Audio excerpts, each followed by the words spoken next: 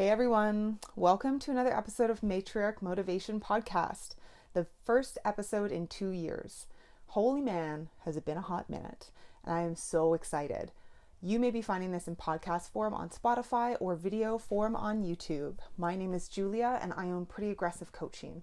I'm now leaving all of my long list of credentials until the end of the podcast, so if you're curious, you will have to just stick around. So now let's get into it. Welcome to Matriarch Motivation.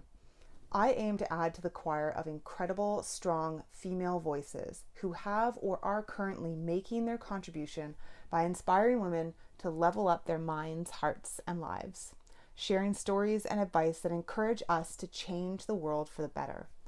I offer a voice I felt was missing in this community, specifically one that is based on the beliefs that events and changes come from within us.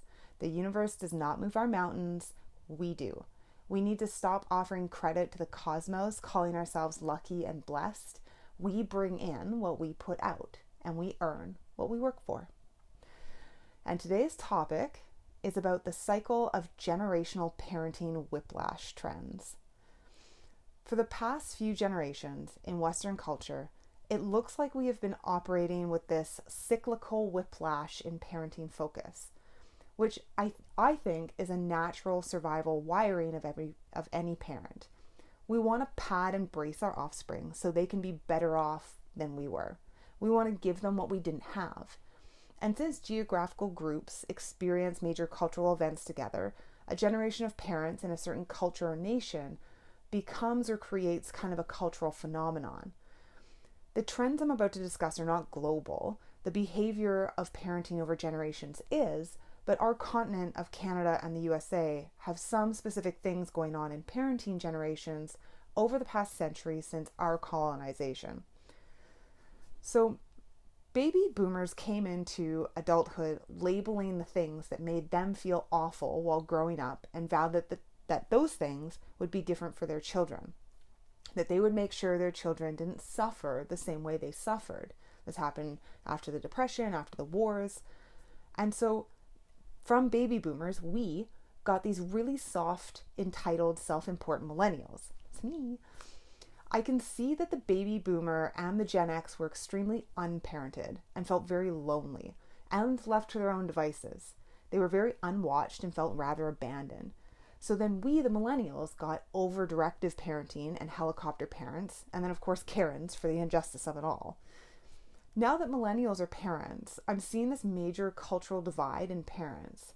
Even the Gen X who watched the birth and development of millennials were like, whoa, this looks bad. Can we go around?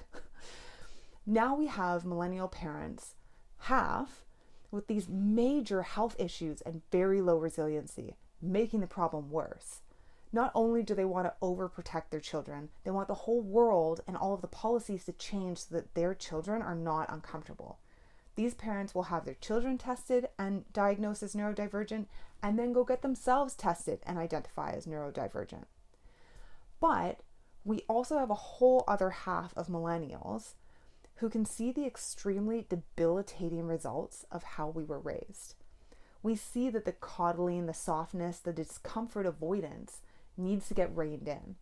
Our children need skills to deal with how hard and fucked life can be.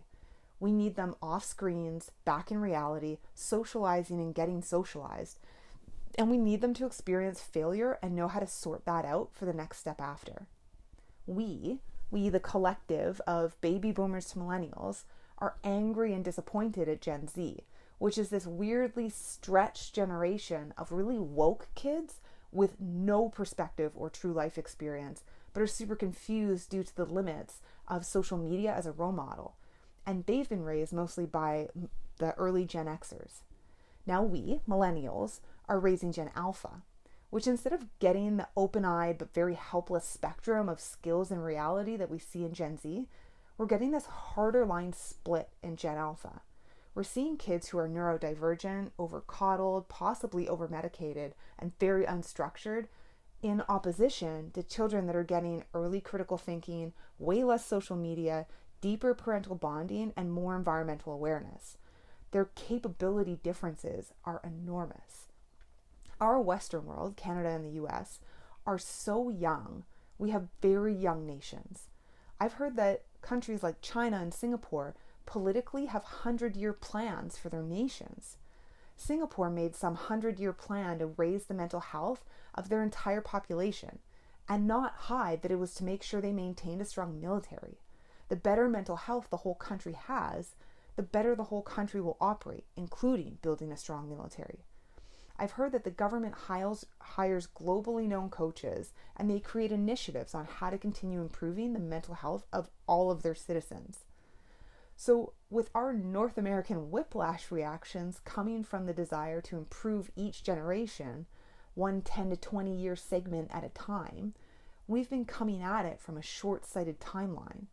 With so much research and knowledge about trauma and now understanding the required elements of resiliency, I think we may be on the cusp of our parenting culture actually figuring out the formula, or possibly creating that manual that so many have wailed and moaned doesn't exist on parenting, when in fact publications like The 7 Highly Effective Habits of People or Teens or Families is one of the very basic example of extremely informative foundations for understanding what makes a great human.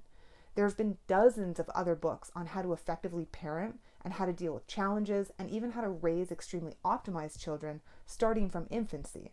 The Baby Whisperer is a fave of mine, honestly. And in the past 20 years, there have been some incredible publications and material developed on how to raise incredible, resilient, competent children who become positively contributing members of society with minimal trauma markers. Another one being In the Realm of Hungry Ghosts by Gabor Mate. There's even material on how to give your child the best start while still in the womb. And I'm not talking about eating your vegetables. I'm talking about how stress hormones in the mother can wire the brain of the growing fetus for metabolism issues and neurodivergence or addiction. I really do. I think we're almost there. Honestly, we may have another 2 or 3 generations and our parenting culture might finally have relatively solid best practice parenting framework. I mean, every generation of youth to young adult stage needs to have something to rebel against culturally. We're always going to have that. The hippies hated war. After that, they hated the abuse of the environment. They hated corporations. They hated Wall Street. We hate marginalization and now demand snowflake status for everyone. One day, we will have a whole generation that hates AI and social media, and that will get fought against, which will be interesting as hell. But what we don't want is continued generations of kids hating their parents and continuing this ignorant cycle of trying to undo their own emotional pain or lack of resiliency through parenting their children in some extreme opposite fashion of their own parents. I have a ton of clients who, generally in their 40s, have said, "Holy shit, I wish I had learned this in school," or "this needs to be taught in schools." And they're talking about resiliency skills, things like boundaries, forgiveness, self-efficacy, self-worth, and how to create your own positive internal dialogue, conflict resolution, the power you have to create change in your own life, how to respond to failure or critique, and how to build back. Actual life skills, even just basic understanding of what trauma is, what the symptoms are, and what the key things you can do to have post-traumatic growth. Now, I spent a long time agreeing with this, but now that I have years of youth brain development and coaching research under my belt, I can see the issues with this model. The problem is that low nurture parenting creates the framework of a child's brain from pre-birth to the age of 5 before they even get anywhere close to the public education system. But children are very pliable and spongy. A child on a bad path can make a very big turnaround if they're regularly coming into contact with a human that is fostering their growth in a great direction. And tons of these life skills are encouraged by the public school system and by teachers and the curriculum. But any divorced parent who is growth focused and sharing custody of their kids with another parent who could be categorized as low nurture can see the problem here. Kids spend about 6 hours at school, then maybe another 2 out of the house if they go to after school care before the age of 12. If the home is already toxic, the school is constantly battling this foundation behavior. It's 1 hour in the morning at home, 6 hours at school where you're taught kindness and told screen time is bad for you, being told that you have worth and you matter and are encouraged to try again when you fail. Then there's another 4 to 5 waking hours in the evening with a toxic family. And then there's the whole weekend of who knows what the fuck. So even if the public school system is teaching positive life skills, they're going back to a home with reoccurring trauma and abuse that doubles down on toxic survival behavior and shitty primary caregivers. I don't care if there's a whole semester spent on resiliency. You can't heal while spending time in the place that makes you sick.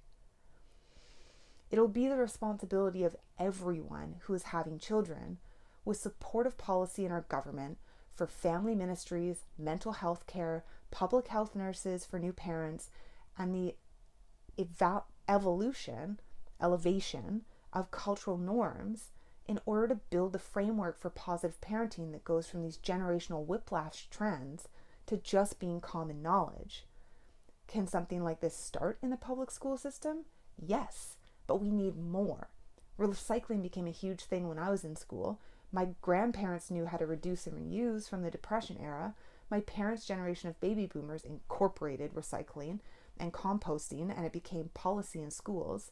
There's a way to do this with resiliency. There are entire countries that have devoted a century to making sure every citizen understands how to have the best mental health possible. We can do this too, but it takes a village. That's all for this week, folks.